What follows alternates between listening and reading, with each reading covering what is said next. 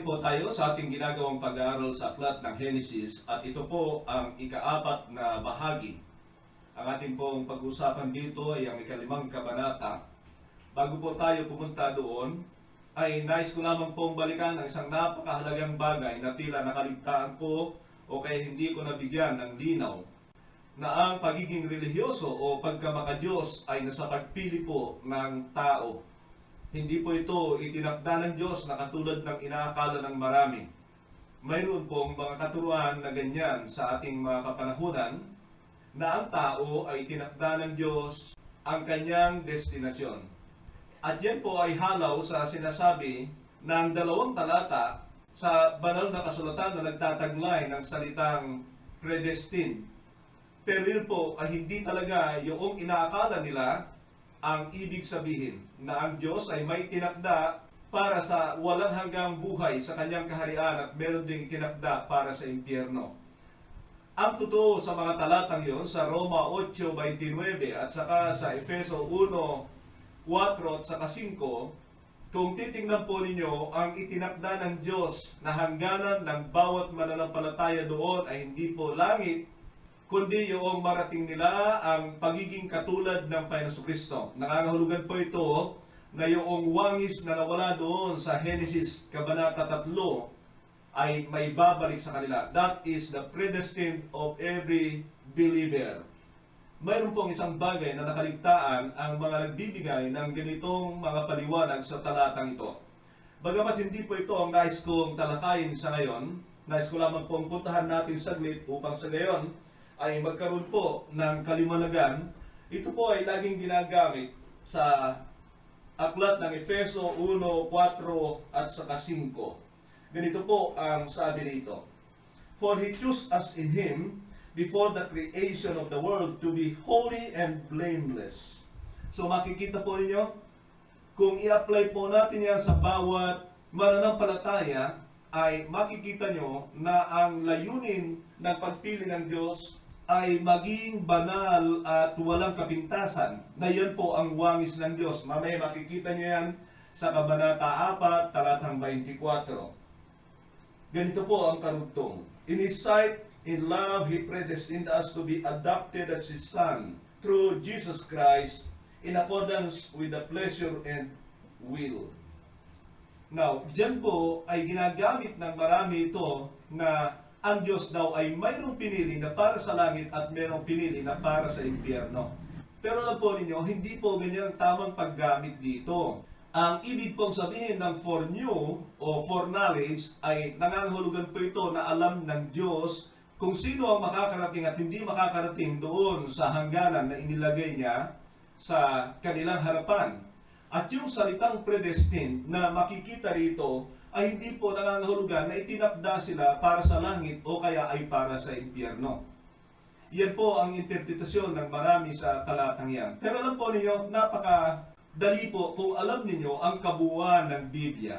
Sapagkat kalaunan, itong iglesyang ito, para ito sa mga taga-Ephesus, ano po? Itong iglesyang ito ay makikita nyo kalaunan doon sa pahayag 2:1-7, na ito ay binantaan ng Diyos na hindi makakakain ng puno ng buhay kapag hindi sila nagsisi sa kanilang pagkalingat sa isang bagay na napakahalaga para sa kanilang buhay. So hindi po ito nangangahulugan na dahil pinili sila ng Diyos dito ay pagkatapos ay sila na ay para sa langit. Hindi po ganoon ang interpretasyon dito. Yun po nakalaunan ay makikita natin sa pahayag pala, itong parehong iglesia na ito ay sinasabihan ng Panginoon, pag hindi kayo nagsisisi, aalisan ko kayo ng karapatang kumain sa bunga ng puno ng buhay. Nangangahulugan po, dahil yung puno ng buhay ay nandun sa kaharian ng Diyos, ay hindi sila makakapasok sa paghahari ng Diyos. Ang iglesia nito, the same church. Ganyan po, kahalaga ang alam mo ang kabuuan ng Biblia. Kaya dito sa TBTI ay kailangan binabasa natin ang kabuuan nito at hindi tayo choosy, katulad ng mga iba. Hindi natin pinipili ang talata ng Biblia na gusto natin at ipasok ang Diyos sa doktrinang ito. Kukontrolin natin ang ating mga talata na tanggapin at hindi tanggapin. Yan po isang bagay na nakakalungkot. Pero ang nais kong bigyan ng din dito ay yung sinabi ng Panginoon kay Cain, if you do what is right, will you not be accepted? Makikita natin na patas po ang pagtrato ng Diyos sa lahat ng tao. Sino ang gagawa at hindi gagawa, ito ay magbubunga ng resulta ng kanilang mga ginagawa bilang mananampalataya o hindi mananampalataya. So ito po ang ating pag-uusapan, ika-4 na bahagi, at Genesis sa 5 kabanata. At ito naman po ang aking pamagat sa ating pag-uusapan ngayon, a person can walk with God in an evil world. Kukunin ko po ito sa buhay ni Enoch, pero hindi lamang po siya, papasadahan din po natin ang buhay ng mga nauna sa kanya. Mga tao na bahagi ng mga tinatawag ng Biblia na patriarka. Ito ay napakahalagang araw para sa atin sapagkat tayo po ay nasa mga huling araw na sinasabi po ng kabuuan ng Biblia that in the last days, evil will abound. Grabe po ang mangyayari. Pero katulad po sa panahon ng mga taong ito, ay kapag tayo ay sumampalataya ng tama ang pangunawa natin sa salita ng Diyos, ay makakalakad din po tayo sa kalooban ng Diyos sa panahong ito na grabe po ang kasamaan ng tao. Yan po ang aral para sa atin sa New Covenant na pwede tayong lumakad ng matuwid sa panahon ng kadiliman o kaya kasamaan sa mundong ito. At kung titignan ko pa, ay malamang ay nakakalamang tayo sapagkat ito yung panahon na nandiyan ang banal na Espiritu sa atin, the Spirit of grace, who will help us in our walk with God. Punta tayo sa una at 2 talata, ganito po ang sabi. This is the written account of Adam's family line. When God created mankind, He made them in the likeness of God. He created them male and female and blessed them. And He named them mankind when they were created. Dito po ay mukhang may dalawang salita na binibigyan ng Diyos ng diin sa pamamagitan ng sumulat. Una po ay yung sinabi niya, likeness of God. Sapagat mamaya, meron po yung anak itong si Adan na tinawag niyang Seth, pero hindi na sang-ayon sa wangis ng Diyos, kundi yung kanya na lamang. Yun ay tila nagpapakita ng tanda na nawala ng tao ang imahe ng Diyos sa kanya. As a creation, we were created in the image of God. Lagi pong sinasabi ito ng Biblia. Pero yung image na yon ay paalala para tayo ay mabuhay sa katwiran at kabanalan. Nais ko pong sabihin ngayon na yung imahe na yan, ay yan po ang nais ng Diyos na maibalik sa atin. Malala nyo doon sa Efeso kanina na kung saan ay binanggit yung tungkol sa mga anak ng Diyos para sa mga mananampalataya. Sapagat ang mga mananampalataya ay yon ang nakatakda para sa kanila na maging katulad o kawangis ng bugtong na anak ng Diyos. Ang pangalawa, na nais kong bigyan ng din dito, it could be the emphasis of God, yung salitang bless them. Bless them to what? O for what? God bless them so that they would multiply. Pero kung titingnan natin ang 1:28 ng Genesis, ay makikita natin na hindi lamang yung pagdami, kundi yung kapangyarihan na pangasiwaan nito ng tao, ang mundong ito, ng maayos. Sabi ko nga, yung pagdami ay hindi po nawala dahil sa pagpasok ng kasalanan. Subalit, yung pamamahala, yun po ay hindi na nagampanan ng tao. Pinakita ko sa inyo sa mga nakaraan kung paano si Adan ay naging pabaya. At ang sabi ko nga, lahat ng ito ay babalik sa atin ng Diyos, kundi man ay higit pa.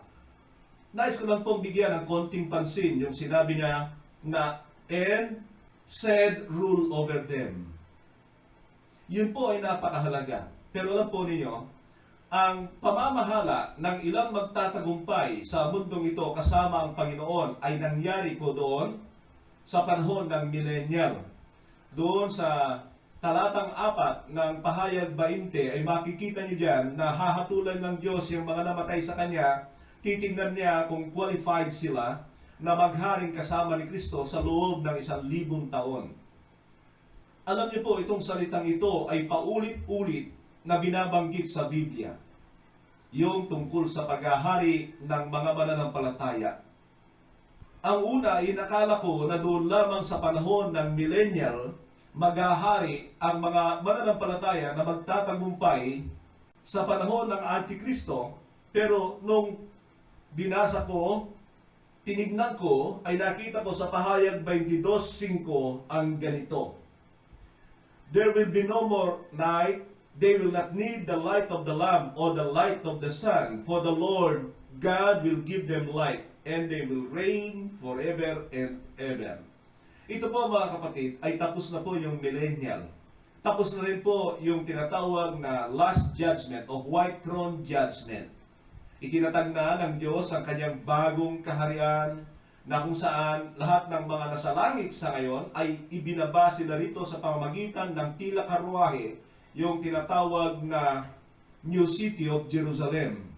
Kaya kung titingnan nyo, minsan ay binabanggit po yung na bride sapagkat doon po nakasakay lahat ng mga dinala ng Diyos o ng Panginoon doon sa langit.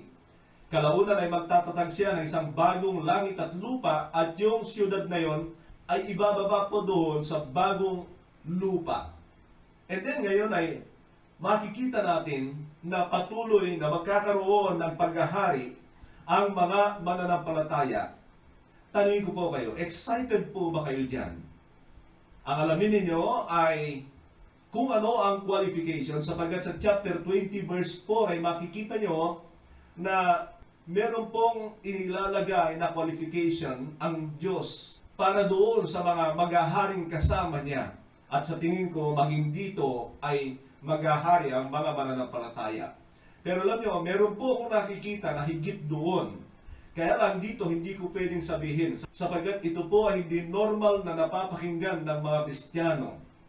Kaya hikayatin ko kayo na ipaalala nyo sa akin pagdating ng meeting sa Zoom nang sa gayon ay ipakita ko po sa inyo kung bakit ang mga nagtagumpay na makarating doon sa bagong kaharian ng Diyos ay maghahari sila nang walang hanggang kasama ni Kristo. Sino ang paghaharian natin? Yun ang isang malaking katanungan. Kung lahat ng mananampalataya ay maghahari, bakit tayo tinagda upang humatol sa mga anghel? Sabi ng unang Korinto 6:1-2.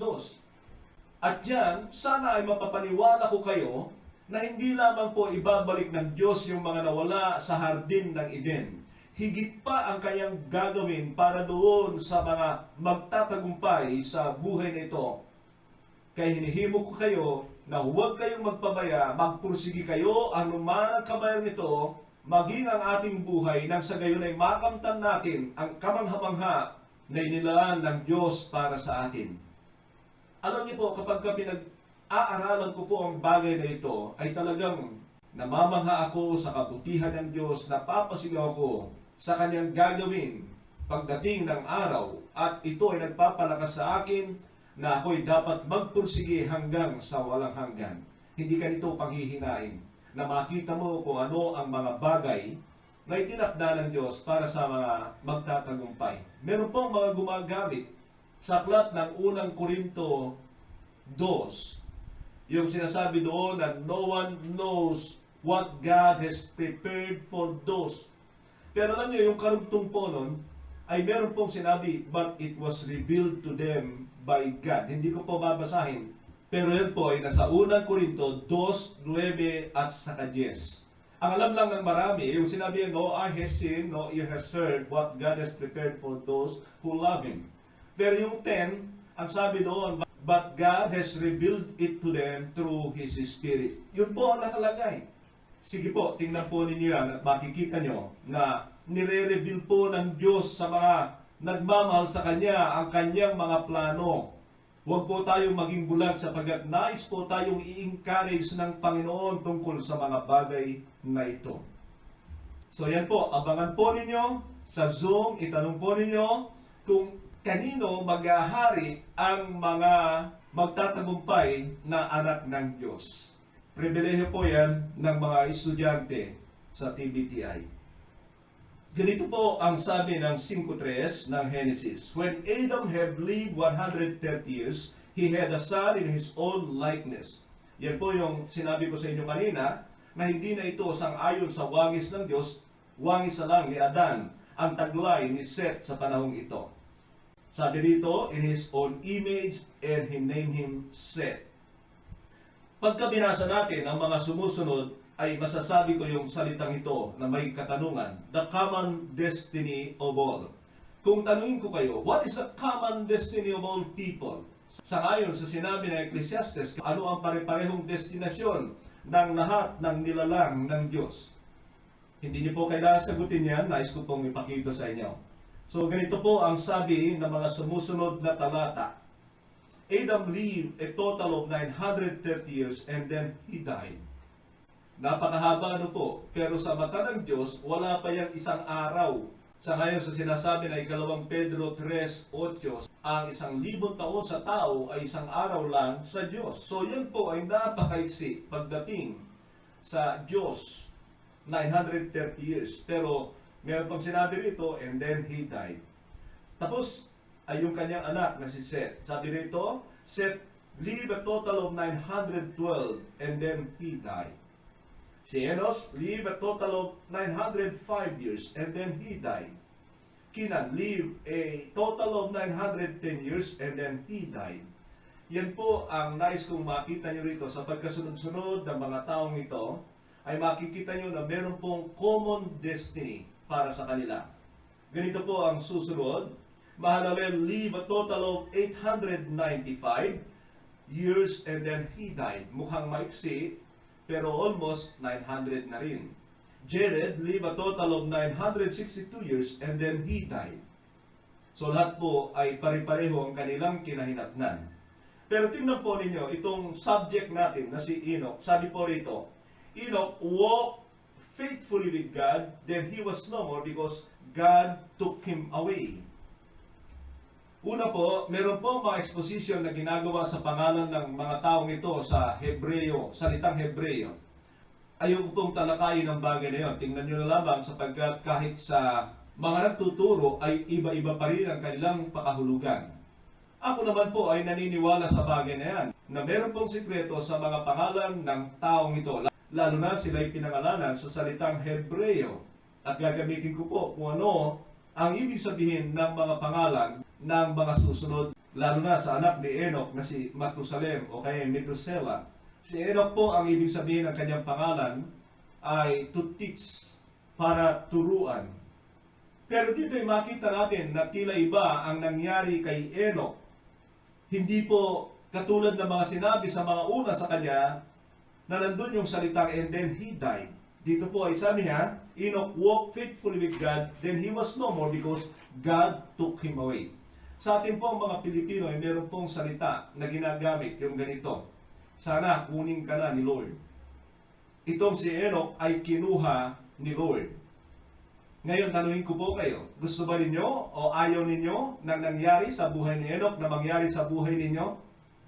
Doon sa mga nakakakilala kay Enoch ay alam ko na talagang gusto nila yung nangyaring ito. Dapat ay pangarapin ng lahat ng mananampalataya ang nangyari sa buhay ni Enoch na mangyari sa kanila. Kung hindi mo ito pinapangarap, ay nais kong sabihin ka na kailangan mo magsisi, sapagkat yan ang pag-asa natin na pagbabalik ng Panginoon, tayo ay kanyang kukunin. Kaya huwag po kayong matakot doon sa salitang sana kunin ka na ni Lord.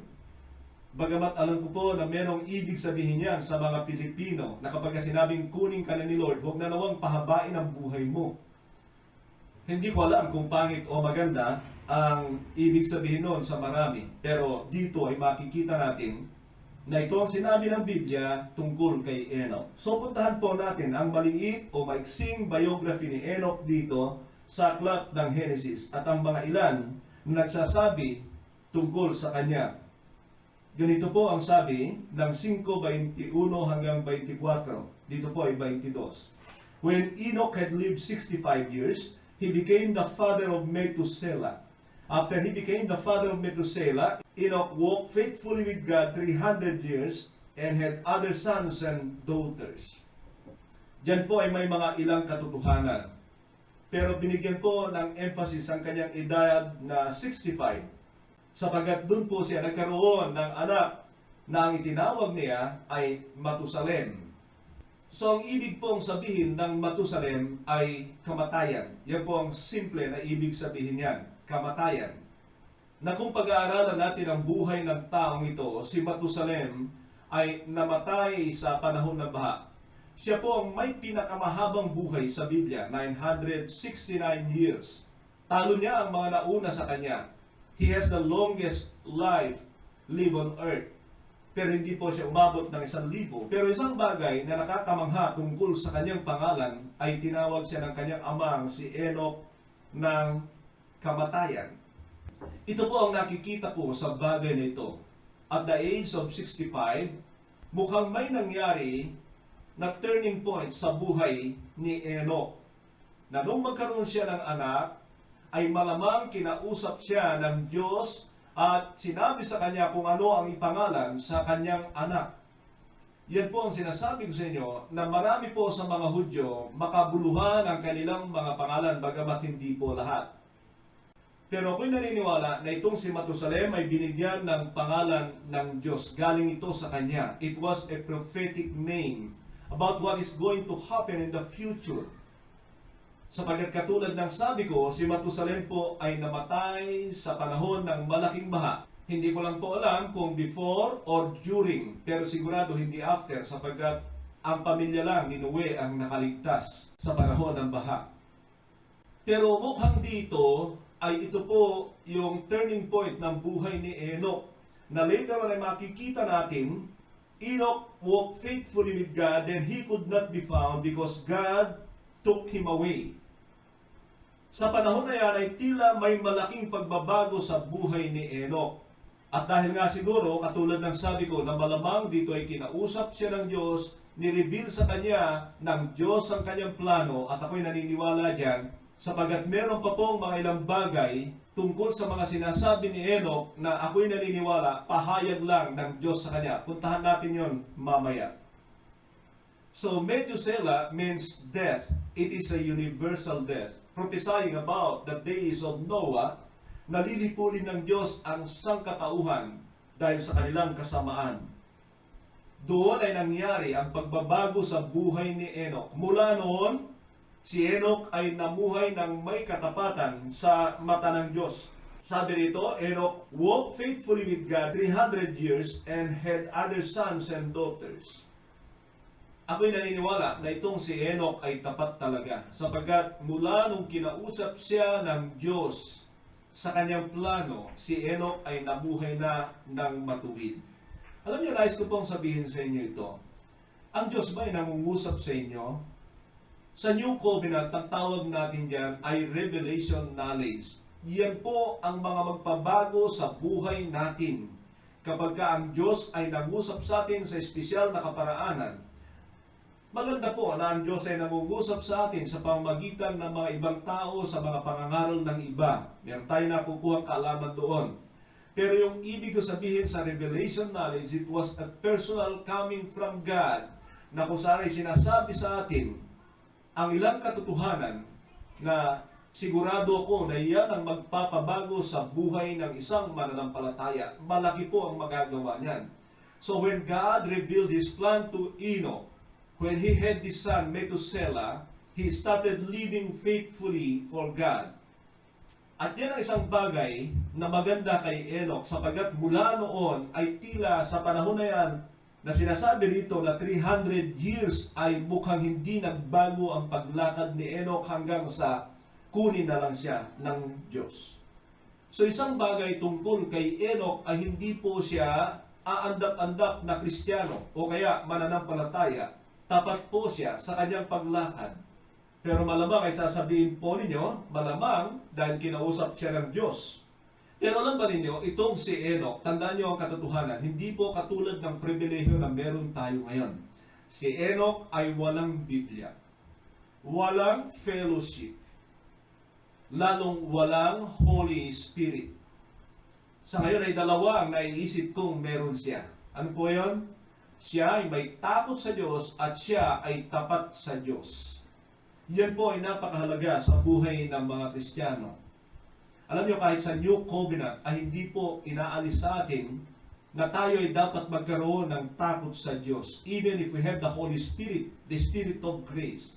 The Bible continue to admonish us to live in the fear of God. So Enoch was not an on and off believer. At isang bagay na nais kong makita nyo, kung gusto mong ma-rapture, ay napakahalaga ng faithfulness sa buhay natin. Nais kong sabihin sa inyo na kaya po ang Iglesia ng Diyos ay nandito pa sa mundong ito upang patunayan nito na siya'y karapat-dapat sa kanyang walang hanggang kaharian. God wanted to see if His bride is faithful. At yan po ay makikita sa Mateo 25, sa 3 talinghaga, ay ipinapakita diyan na dapat ang Iglesia ng Diyos na kanyang pakakasalan ay tapat sa Kanya, gumagawa, namumuhay ng may katapatan kahit wala pa ang Panginoon. Kaya ulitin ko po ang tanong na yan sa iyo. Are you a faithful bride? Tingnan niyo po yung mga asawa na iniwan ng kanilang asawa, nagtrabaho sa abroad, pagkatapos sa ilang panahon ay makikita kalaunan ay pabalik na galing sa abroad ang kanyang asawa.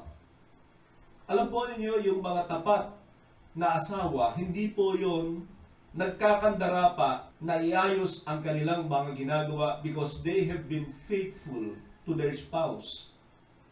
Maraming Kristiyano, kapag nakarinig sila ng darating na si Lord, saka pa lang sila nagkakandara pa na iayos ang kanilang buhay. Pagkatapos, pag hindi dumating, ito yung mga Kristiyano na walang katapatan.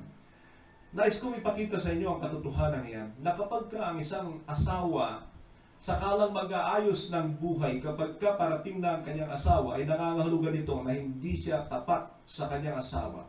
We must always have to be faithful to the Lord. Na naman ang mangyari sa buhay natin sa mundo ito, ay tapat tayo sa Kanya. Ang dami pong Kristiyano, ang alam lang nila ay ang Diyos ang tapat.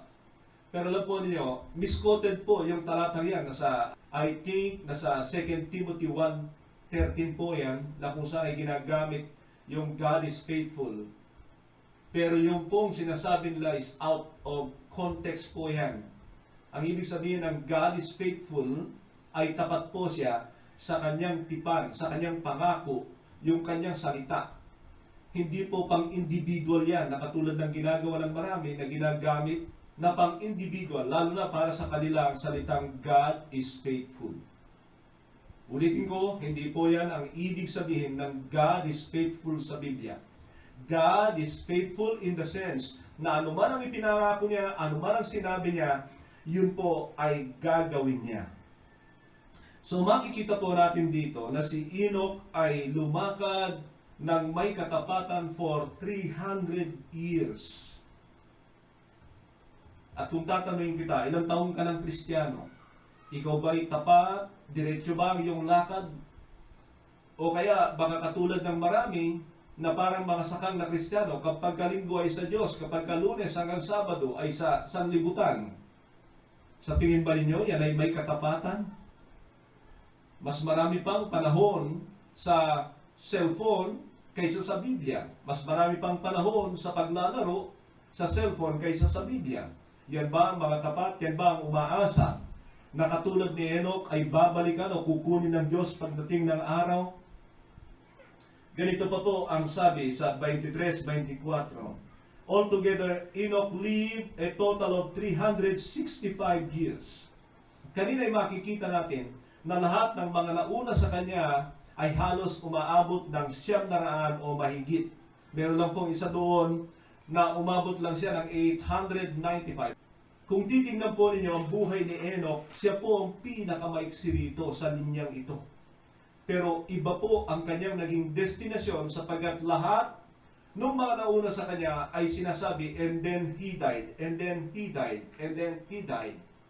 Pero pagdating kay Enoch, he was no more because God took him away. At siya po ay umabot lang ng 365 years. Kung pag-iisipan ito ng maraming Kristiyano, isasabihin nila, alam nyo, si Enoch, hindi na talaga pinahaba ng Diyos ang kanyang buhay. Totoo naman. Pero ang ibig sabihin nito ay hindi siya namatay dahil sa kanyang sobrang pagkamasama. Sapagkat sabi sa Ecclesiastes ay, do not be over wicked. Why die before your time? Meron po yung ganun sa aklat ng Ecclesiastes. Enoch lived 365 years, a very short in his time. But because God is so pleased with him, na malamang ay ayaw na siya ng Diyos na mag-suffer, excited na ang Diyos na makasama siya, and so hindi na hinintay ng Diyos ang mahabang panahon. Kung papipiliin kayo, ano po ang gusto nyo? 1,000 taon o walang hanggan sa piling ng Diyos? Sigurado po yung pangalawa. So dito ay muli makikita natin na ginantimpalaan ng Diyos ang paglakad ni Enoch ng may katapatan.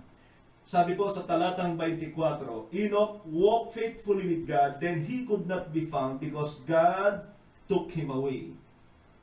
So hindi po humaba ang buhay niya dahil kinuha po siya ng Diyos. Parang nakikita po ang ganito, mga kapatid, na si Enoch ay biglang nawala. It was a picture of rapture that God took him instantly.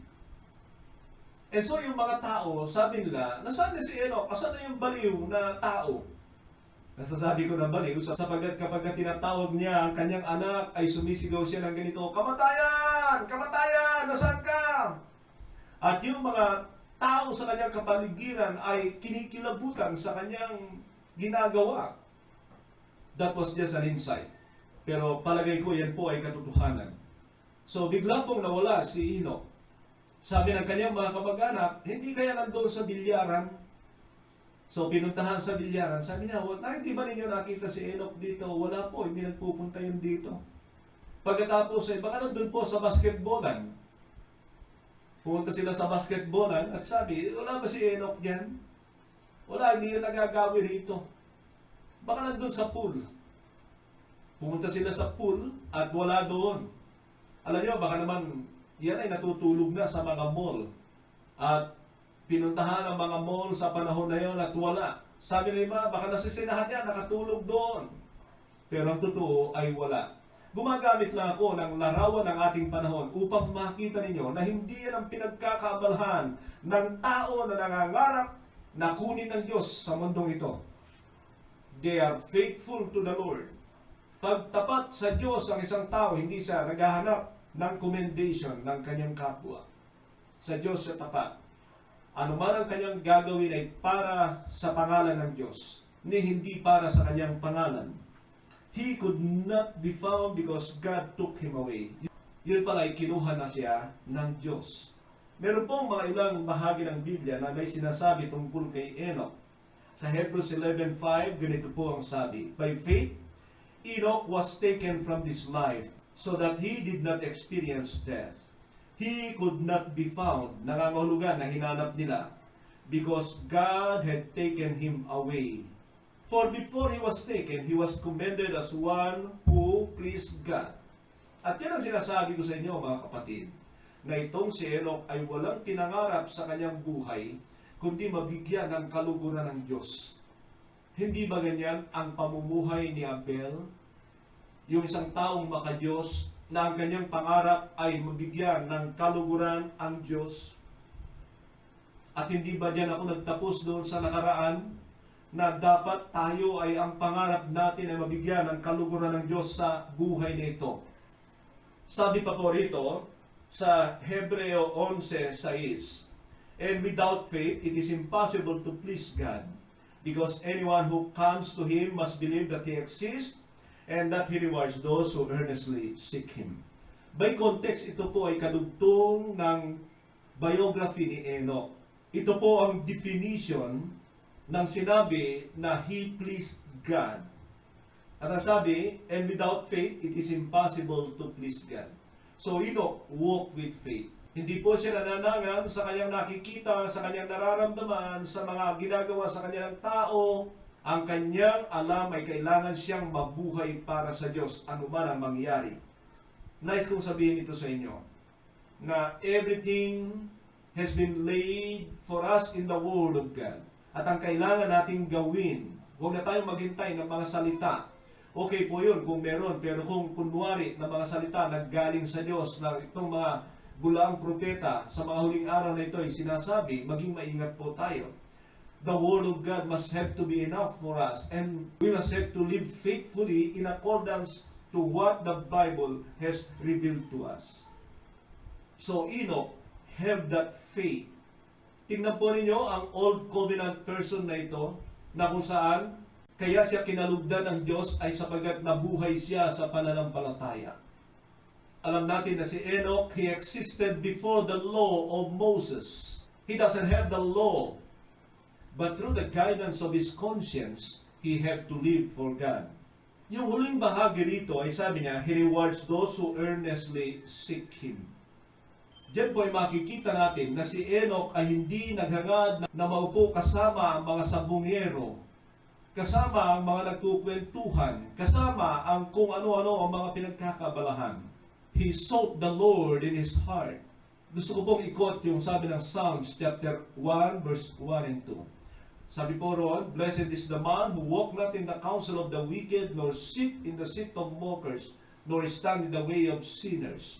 But his delight is in the law of the Lord, and on his law he meditates on it day and night.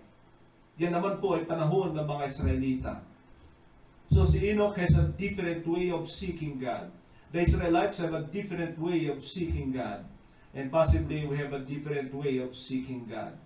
Pero isang bagay na ang Diyos ay makikita natin na nagre-reward siya depende sa ating paghahanap sa Kanya. Bakit kaya maraming Kristiyano hindi lumalago? Alam nyo, wala po yan doon sa kanilang sinasabi at ipinapakita. Nandun po yan sa sikreto na buhay nila. At kung ang Kristiyano ay mahilig lang magpakita sa kanyang kapwa na tila naghahanap siya sa Diyos, na tila tapat siya sa Diyos, wala pong mararating yung ganyang Kristiyano. Ang nakikita ko po sa Diyos, maging sa mga sinasabi ng Panginoon, na kung gusto mo na pagpalain ng Diyos ang iyong paghahanap sa Kanya, ay doon sa wala pong nagbibigay ng gantimpala, ng paghanga, pagrespeto ng tao. Yan po ang pinapakita ng Panginoon sa Kanyang Olivet Discourse, sa Matthew chapter 5 to Matthew chapter 7. Puro pa sikreto po, hindi yung pakitang tao. Gusto kong isipin niyo ito, mga kapatid, bilang mga estudyante sa TBTI.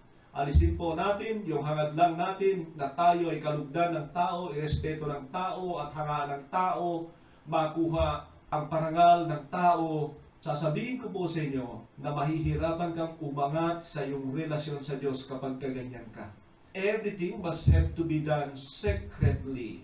At ako'y naniniwala na ganyan si Enoch.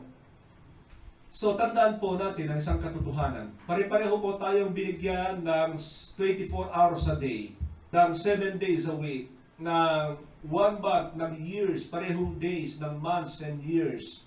At depende sa iyong tamang paghahanap sa Diyos kung paano Kanya i-reward.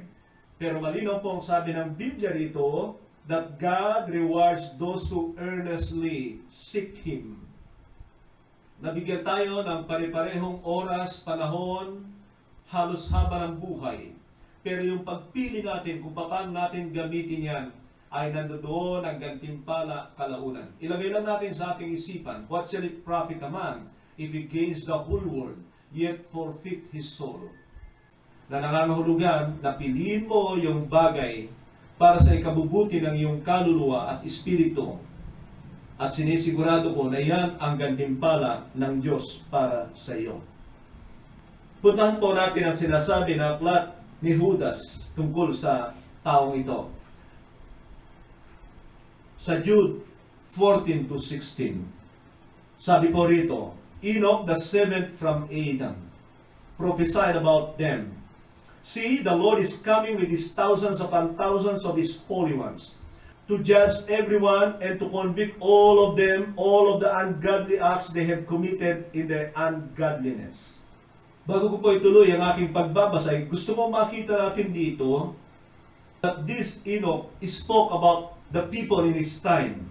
At ang kanya pong sinasabi, see, the Lord is coming with his thousands upon thousands of his holy ones, to judge everyone and to convict all of them of all the ungodly acts they have committed in their ungodliness. Una, grabe po pala magsalita, mangaral itong si Enoch. Mukhang hindi po ito pang pastor, dahil ang kanyang pangangaral kung sa ating panahon ay condemnation para sa marami.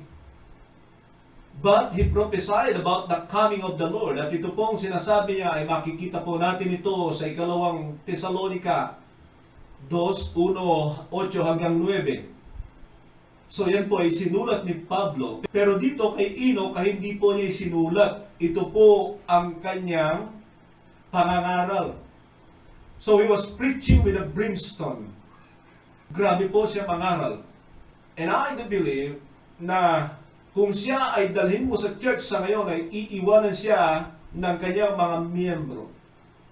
Ang member nito ay aalis sa kanya. Pupunta sa mga malalaking church na kung saan ay di aircon at doon sila hinahaplos-haplos, hinihimas-himas at hindi nangangaral tungkol sa judgment ng Panginoon. So when we think about people who will be raptured in the last days and whom God is so pleased, tingnan niyo po itong si Enoch. Kayo ba'y nangangaral? Alam niyo, nagtataka po ako sa mga Kristiyano, lalo na yung mga matatagal na hindi makapangaral. Hindi nangangarap na mangaral tungkol sa sinasabi ng Biblia. At kung mangaral man sila, God loves you, God wants you in His kingdom, at sila'y takot sa sasabihin ng tao. Si Enoch po ay hindi. Dalawa lang yan ang sinabi ng Panginoon. If you wanna please God, you will displease men. If you wanna please men, you will displease God. So si Enoch po ay hindi nagdala ng supot at nangaral sa mga jeep, sa palengke, at pagkatapos ay inawitan ng mga tao. He preached with a brimstone. Sabi ko nga, hellfire. And people surely would not love him. He also did spoke about the judgment that is coming. Sabi po rito, to judge everyone and to convict all of them and all the ungodly acts they have committed in their ungodliness. Meron pong bukang bibig ang banal na tao. And that is the word ungodly, ungodly, ungodly. He doesn't love it. He spoke against it. Yan po si Enoch. Siguro naman kung isipin natin kung paano ipangaral ang mensaheng ito, hindi po siya nakangisi sa mga tao na naghahangad na hulugan ang kanyang supot ng limos. Sa tingin ko ay wala siyang ganon. Wala siyang dalang gitara para kantahan ang mga tao upang sa ganon ay makakuha ng malaking offering. Ganito pa po ang sabi sa kasunod. And of all the defiant words and godly sinners have spoken against him, these people are grumblers and fault finders. They follow their own evil desires. They boast about themselves and flatter other of their own advantage. Kay Enoch ay medyo nasasalamin ko po ang pangangaral ng mga apostol at ng Panginoon Jesucristo. Alam niyo po, pag ganito ang inyong pangangaral, maalis po ang takot niyo sa tao. Maalis din ang mga hiya ninyo sa tao. Ang tanging nais mo na bigyan ng kaluguran ng Panginoon. So malamang dahil dito sa pangangaral na ito, si Enoch ay muli pinagbantaan ang kanyang buhay. Pero para magkaroon ang Diyos ng halimbawa ng kanyang kinukuha at hindi mamamatay sa mundong ito, ay kinuha niya si Enoch bago papatayin. Sasabihin ko po sa inyo, pag ganito ang pangangaral mo, baka hindi ka magtatagal sa mundong ito. Tingnan po ninyo ang mga alagad ng Panginoon, lahat po sila ay pinatay. Why? Because they didn't please men. They didn't seek big offering from people. They just preached the truth and they preached with fire. Sabi ko nga po, si Enoch ang unang-una na kinuha ng Diyos na hindi namatay. It was a great example for us. Kung tayo po ay nakatingin sa panahon na kukunin ng Diyos ang kanyang iglesia, ano pong uri ng tao tayo sa mundong ito? Lahat ng tao na ginamit, kinasangkapan ng Diyos sa mundong ito, they have a distinction from the norm. Yung normal, lalo na sa mga relihiyoso. When Christ came, He was crucified by the religious people because He preached with a brimstone. Alam nyo, yung pangangaral na ganyan ay depende sa yung paggugol ng panahon sa presensya ng Diyos. Kaya naman marami, napakalamya ng kanilang mensahe ay sapagkat kundi nangingimi na mangaral ng katotohanan ay hindi po babad sa presensya ng Diyos. So meron po akong katanungan dito sa ating pagwawakas. So what is God's standard for taking a person into His kingdom? Dalawang lalaki lang po ang kinuha ng Diyos na hindi namatay. Itong si Enoch at pangalawa si Elias o kaya si Elijah. But the same thing, makita natin ang pamumuhay ng mga apostol ni Pablo o kaya ng Panginoon. They all had to live to please God. At dahil diyan ay hindi po humaba ang kanilang buhay. The Lord Jesus Christ lived only more than 33 years in this planet Earth. He was killed by the religious people. But I want to tell you, what matters most ay kung maisabuhay mo ba ang kalooban ng Diyos o hindi. Kung mamubuhay ka para sa Panginoon. Nawa po, huwag nating kaligtaan ang one-time opportunity na ibinigay sa atin ng Diyos sa mundong ito. We see in the life of Enoch the original way of God in taking people to His kingdom. At yan po ay labis kong pinapaniwalaan. Kung nangangarap tayong kunin tayo ng Diyos sa kanyang kaharian, rapture, rapture, rapture. People are talking much about the rapture, but they are not so concerned about who are these people whom God is going to take to His kingdom.